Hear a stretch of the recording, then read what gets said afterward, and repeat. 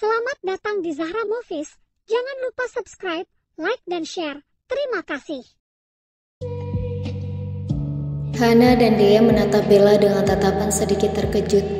Terkejut karena tiba-tiba sahabat mereka itu ingin dipanggil tante dengan alasan bisa memerintah Dea sesuka hati. Tapi tiba-tiba Bella kembali berbicara, membuat mulut Dea sedikit terbuka karena terkejut. Tapi meskipun begitu, tetap aja aku nggak mau. Peduli amat bisa perintah kamu apa enggak. Yang penting aku nggak mau nikah sama om kamu itu. Laki-laki kok galaknya kebangetan, ucap Bella sedikit ketus, lalu meminum jusnya. Ya udah sih, terserah kamu aja. Tapi aku punya firasat kalau kamu itu bakalan nikah sama Om Firza, ucap Dea penuh percaya diri dengan menaik turunkan alisnya. Astagfirullah, amit-amit ya Allah, ucap Bella dramatis dengan mengelus pelan dadanya. Dea memutar bola matanya malas melihat hal itu. Lihat aja nanti, batin Dea lalu meminum jusnya dengan tenang. Pukul 2:30 siang, Revan tengah berkutat dengan dokumen di ruangan kebesarannya, hingga tiba-tiba terdengar suara ketukan pintu dari luar. Tok tok tok. Masuk, ucap Revan tanpa melihat siapa yang masuk ke ruangannya. Assalamualaikum Om Revan, sapa seorang pria yang kini duduk di sofa di dalam ruang itu.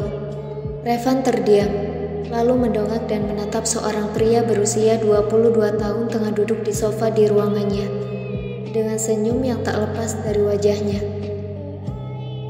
Adit, ucap Revan tidak percaya dengan terus menatap pria itu. Gilang Pradipta Wijaya, atau lebih sering dipanggil Adit oleh Revan dan kedua orang tuanya. Ayah dari Adit bersaudara dengan mendiang ayahnya Revan, dan selalu memanggil Revan dengan sebutan Om. Adit tersenyum manis pada Revan, lalu mulai menggaruk tengkuknya yang tidak gatal, karena bingung ingin mengatakan apa. Kapan pulang dari Singapura? Tanya Revan yang sedikit penasaran dengan pria muda di hadapannya, yang tiba-tiba sudah ada di Indonesia, padahal tengah mengambil S2 di Singapura. Kemarin Om, ucap Adit dengan cengengesan dan senyum kikuk di wajahnya. Udah selesai? Tanya Revan lagi, dan dengan cepat Adit menggelengkan kepalanya. Terus kenapa pulang? Libur?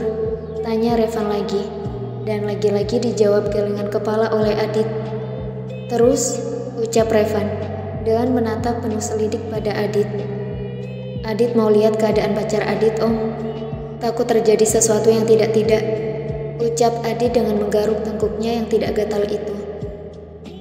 Memangnya pacar kamu kenapa? Masuk rumah sakit? Tanya Revan berturut-turut. Ia tidak pernah sekepo ini, tapi entah mengapa, ia ingin sedikit mengetahui tentang kekasih dari anak omnya itu. Enggak Om, tapi aku cuma ngerasa ada yang tidak beres. Kemarin aku telepon dia tapi yang jawab laki-laki, ucap Adit sedikit murung jika mengingat perkataan pria yang mengangkat teleponnya kemarin. Kok bisa? Ucap Revan dengan mengernyitkan alisnya. Gak tahu Om, makanya aku cepat-cepat pulang, buat mastiin semuanya baik-baik saja. Soalnya aku dan dia udah janji nikah tahun depan saat dia lulus, ucap Adit membuat Revan terdiam. Ia tidak percaya jika Adit benar-benar serius dengan ucapannya sehari sebelum berangkat ke Singapura 2 tahun yang lalu. Oh ya udah, kamu temui dia.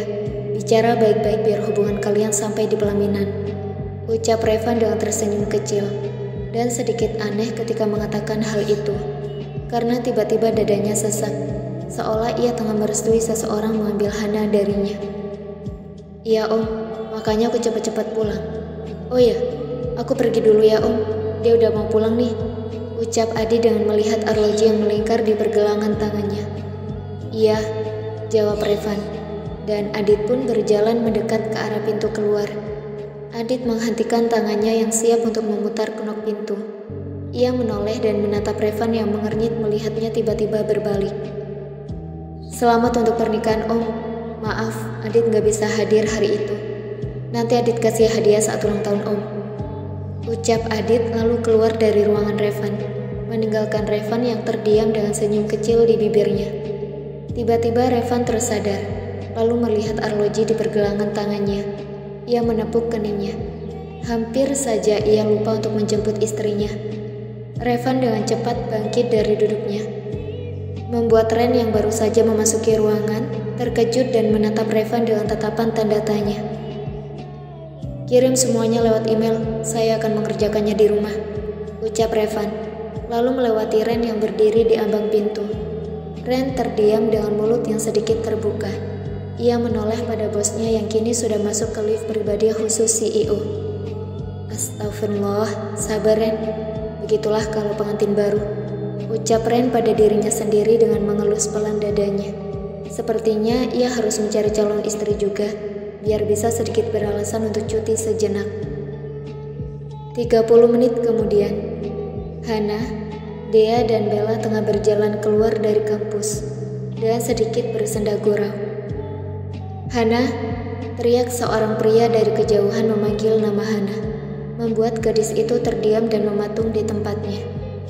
Dea dan Bella menoleh perlahan dan terkejut melihat seorang pria yang kini berlari mendekat ke arah mereka, dengan senyum yang tak lepas dari bibirnya. Pria itu melewati Dea dan langsung memeluk Hana yang berada di tengah-tengah antara Dea dan Bella. Hana terkejut merasakan pelukan pria itu, pria yang sudah berjanji dengannya untuk melamarnya tahun depan saat ia lulus. "Aku kangen banget sama kamu," ucap pria itu dengan memeluk erat Hana. Kak Gilang," ucap Hana dengan terbata-bata, membuat Gilang tersadar dan segera melepas pelukannya.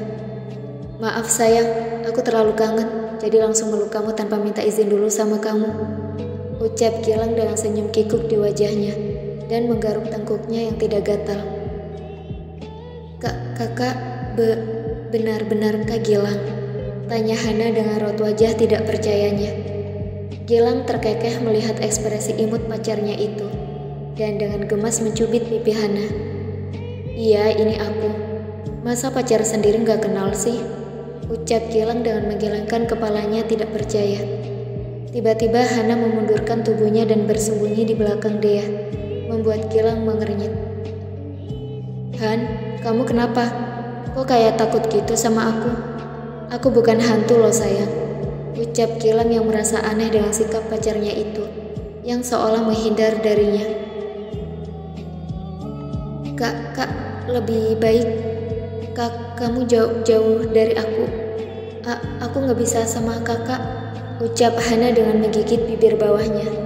Meski sakit, tapi ia tetap harus mengatakan hal itu. Dea dan Bella terdiam, sedang Gilang semakin bingung dengan apa yang dikatakan Hana barusan.